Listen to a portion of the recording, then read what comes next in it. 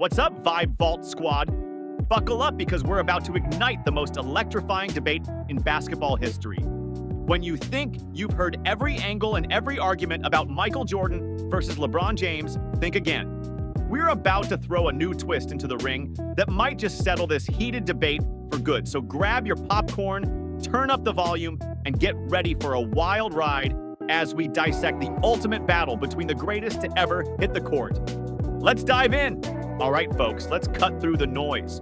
You've probably heard the standard argument. Michael Jordan's 6 NBA championships versus LeBron James' 4. It's a compelling number game, but let's be real, it's a bit lazy. Championships are a team achievement, and there's so much more to consider. We're talking competition, era, injuries, and beyond. But here's where it gets juicy. Why did Michael Jordan lead his team to so much success? We're not just looking at stats and accolades. We're diving into their styles of play and how that influenced their victories. Both Jordan and LeBron started their careers with rosters that lacked elite shot creators. The Chicago Bulls and Cleveland Cavaliers were heavily reliant on their star players. Jordan's early strategy: outscore everyone. He had the energy and skill to dominate offensively while locking down the opponent's top perimeter player. In 1989, he transitioned from shooting guard to point guard, putting the ball in his hands more often, and bam, 32.5 points, 8 rebounds, and 8 assists that year. LeBron, on the other hand, thrived in Cleveland's read and react offense. His basketball IQ was off the charts.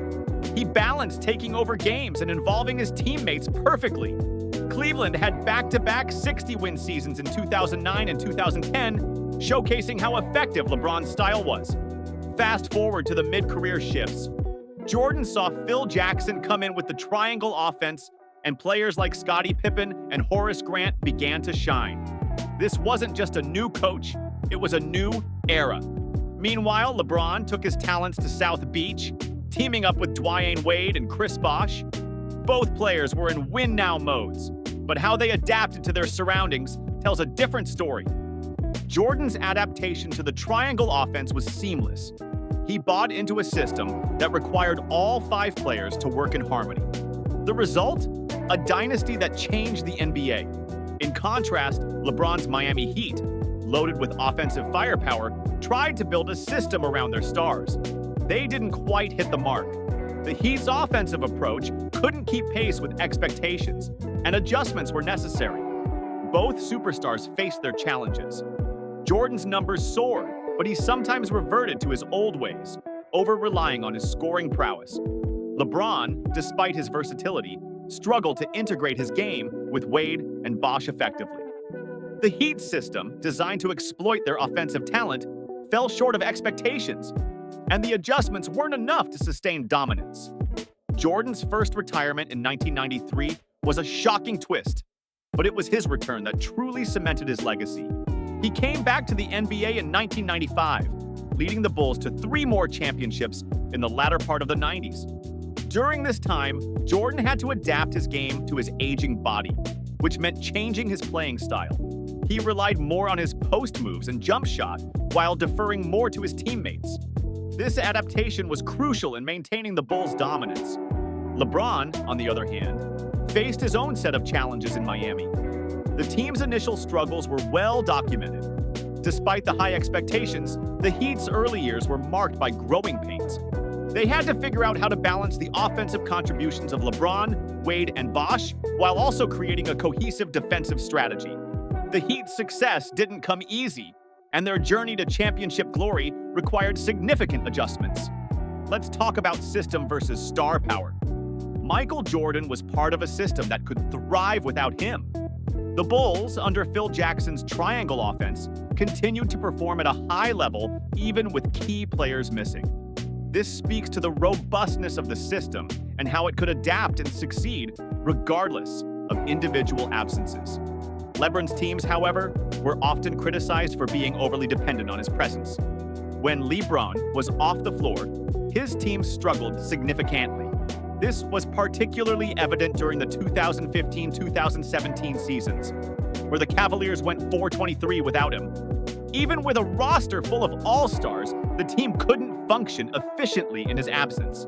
This raises questions about the sustainability of LeBron's style of play and its impact on team performance. Now, let's place this debate in a broader historical context. Michael Jordan was part of 5 60-win seasons, showcasing consistent dominance throughout his career. LeBron James has been part of 3 60-win seasons, with only one coming after 2011, despite orchestrating several super teams. This discrepancy is intriguing and raises questions about the longevity and consistency of their respective impacts on their teams. When we talk about the greatest teams in NBA history, names like the 1996 Chicago Bulls, 1986 Boston Celtics, and 2017 Golden State Warriors are frequently mentioned. These teams are celebrated for their dominance and historical significance. However, LeBron's teams rarely make this list, despite his individual greatness and multiple championships. This pattern suggests that there might be something inherently different about the impact of LeBron's play style compared to other legendary players. The impact of team dynamics on a player's legacy is crucial. Michael Jordan's legacy is not just about his individual brilliance, but also about how he fit into a system that allowed him and his team to achieve greatness. His ability to adapt to different roles and still lead his team to success speaks volumes about his basketball IQ and leadership. LeBron James's legacy, while impressive, is often scrutinized for how his teams performed without him. This isn't to diminish his accomplishments, but to highlight that his style of play might create a dependency that affects his team's performance. The ability to elevate a team's success beyond one player's presence is a critical factor in assessing greatness. Let's break down some more data. Michael Jordan's Bulls were resilient and adaptable. They faced various challenges, including injuries and roster changes, but continued to thrive. The team's ability to maintain a high level of performance, regardless of individual absences, is a testament to the effectiveness of the triangle offense and the collective effort of the players. LeBron's teams, in contrast, struggled significantly without him. This was evident in multiple seasons where his absence led to poor performances. The Cavaliers' struggles during LeBron's absence in 2015-2017 highlight how integral he was to their success. This dependency on one player raises questions about the overall team structure and its ability to function independently. Let's delve into the philosophy of play. Michael Jordan's approach was to dominate offensively while also playing elite defense. He was a force to be reckoned with on both ends of the floor. His scoring prowess was complemented by his defensive abilities, creating a well-rounded impact on the game. LeBron James, on the other hand, is known for his versatility. He can score, rebound, and assist at a high level. His playmaking ability is unmatched, and he has revolutionized the role of a forward in modern basketball.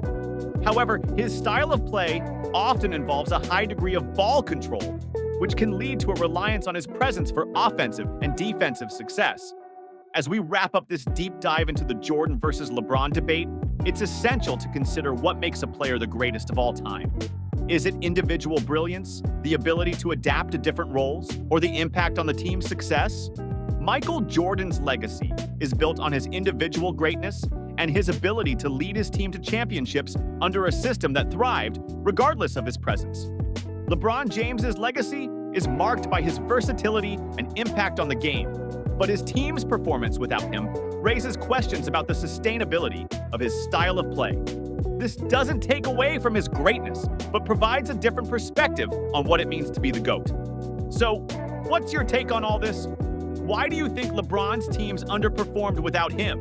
And why aren't LeBron-led teams considered among the greatest of all time? Let's keep this debate going. Drop your thoughts and theories in the comments below. Smash that like button if you enjoyed this deep dive into the ultimate basketball debate. And don't forget to subscribe and hit the bell for more electrifying content right here on Vibe Vault. Thanks for watching and see you next time. Until then, stay hype, stay passionate, and keep vibing with us